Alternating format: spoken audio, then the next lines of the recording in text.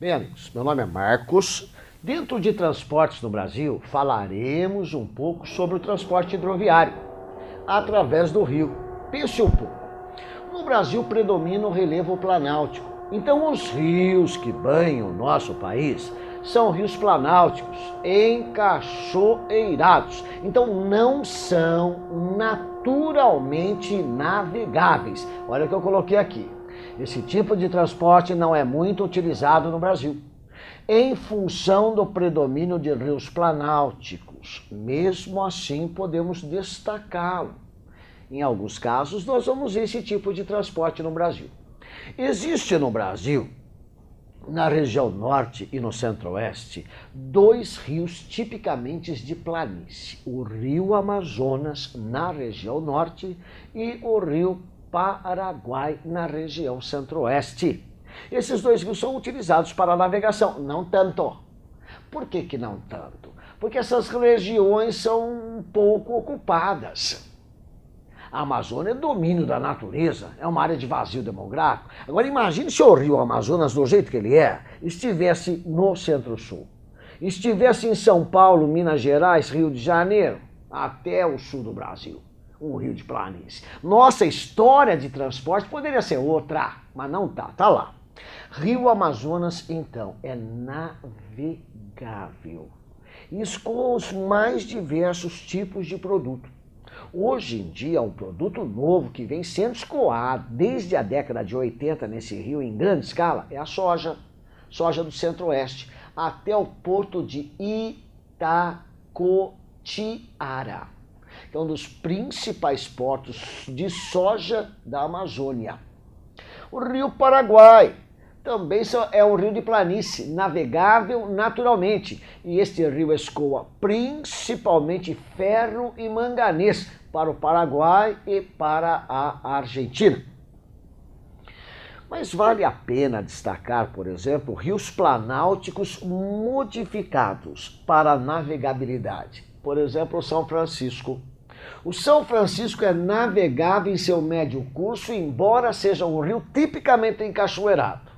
Médio curso abrange Juazeiro, Petrolina, até a cidade de Pirapora, Minas Gerais. Pirapora, Minas Gerais, a Juazeiro, Bahia, trecho navegável do São Francisco, através da construção de eclusas. Eclusas são elevadores de navio, faz com que o navio suba até o nível da cachoeira e possa navegar rio acima, ou desça do nível da cachoeira até a queda e navegar rio abaixo. Isso possibilita você tornar um rio planáltico navegável.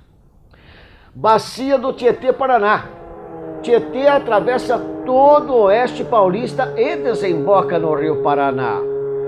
Este rio foi tido como a principal hidrovia para o Mercosul, na época do auge do Mercosul, através da construção também de um sistema de eclusas. Não foi terminado.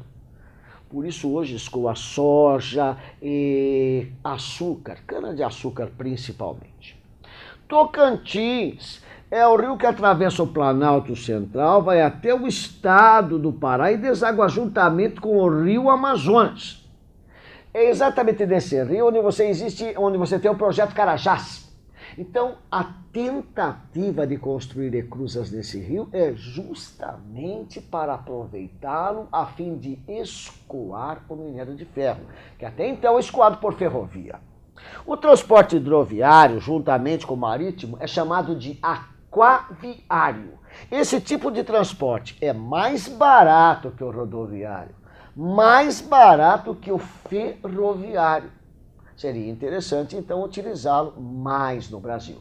Muito obrigado, por hoje é só.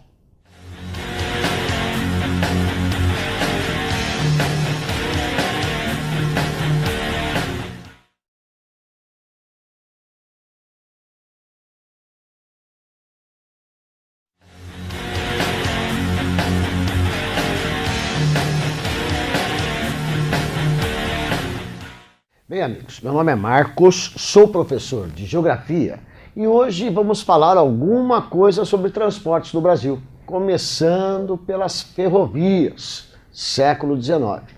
A primeira ferrovia instalada no Brasil foi por iniciativa de Irineu Evangelista de Souza, o Barão de Mauá, que construiu a estrada de ferro Barão de Mauá para mostrar, evidentemente, que a empresa dele tinha condições de implantar as ferrovias no Brasil. Mas não foi dessa vez. A implantação ferroviária no Brasil ocorreu nessa época aqui, ó, 1870 a 1920, época chamada Era das Ferrovias, e quem implantou foi o Reino Unido. Interessante que quando o Reino Unido fez a implantação de ferrovias no Brasil, eles cometeram alguns erros, algumas gafes, que hoje são problemas no transporte ferroviário brasileiro. Como, por exemplo, bitolas estreitas. Bitola é a largura entre um trilho e outro trilho. Quanto mais estreita for a bitola, menor será a velocidade da composição. Por exemplo, só para você entender. Até hoje, de um modo geral, a velocidade média dos trens no estado de São Paulo é de 40 km por hora. Velocidade média. Tem lugar que ele chega a andar 10 km por hora, quando ele atravessa, por exemplo, o município. Traçados sinuosos. Não se esqueçam que no Brasil eu tenho o predomínio de relevo planáltico. E muitas vezes esses planaltos são irregulares, representados por escarpas. E o trem tem que descer isso aqui, ó. Ele desce isso através de túneis e trilhos sinuosos. Como não se bastasse o problema do relevo, tem aqueles fazendeiros que querem que o trem passe na frente da fazenda dele. Então pense comigo. Para você sair do ponto A e atingir o ponto B, a maneira mais rápida é uma reta. Traçado mais curto e rápido. Aqui no Brasil, não. Para eu sair do ponto A para o ponto B com uma ferrovia, eu usei esse traçado, ó, sinuoso. Eu vou perder tempo. Atraso na entrega da mercadoria. Isso aumenta o custo. Traçados curtos. Quando você pensar num país de grandes dimensões, de grande extensão territorial, por exemplo, o maior país do mundo, Rússia, transporte ferroviário, ferrovias transcontinentais. Por exemplo, lá na Rússia eu tenho uma ferrovia de 9.000 quilômetros, chamada de Transiberiana. Estados Unidos eu tenho ferrovias transcontinentais. No Canadá eu tenho ferrovias transcontinentais. O Brasil, que é um país extenso, olha o traçado ferroviário. Traçados curtos. O traçado curto só tem uma intenção: ligar a área produtora ao porto exportador. Isso atende apenas os anseios da metrópole, sem se preocupar com o futuro do país. Como é que devia ser, professor? Eu digo para você, ó, São Paulo, aqui é o Acre, ó, Acre. A ferrovia deveria ter esse traçado aqui, ó, ligando São Paulo ao Acre. Se as ferrovias fossem construídas desta maneira, eu não teria desequilíbrios regionais. Eu não teria a falta de integração do país ou um abismo que sempre separou o norte ou nordeste do Brasil da região sudeste. Então não houve preocupação com a integração do território nacional. Esse é o problema do traçado curto. Muito bem. O Brasil tem 30.000 quilômetros de ferrovias. Eu diria para você, graças a Dom Pedro II. Ele foi o governante brasileiro que mais traçou ferrovias, cerca de 22.000 quilômetros. Muito bem. Estados Unidos tem 300.000.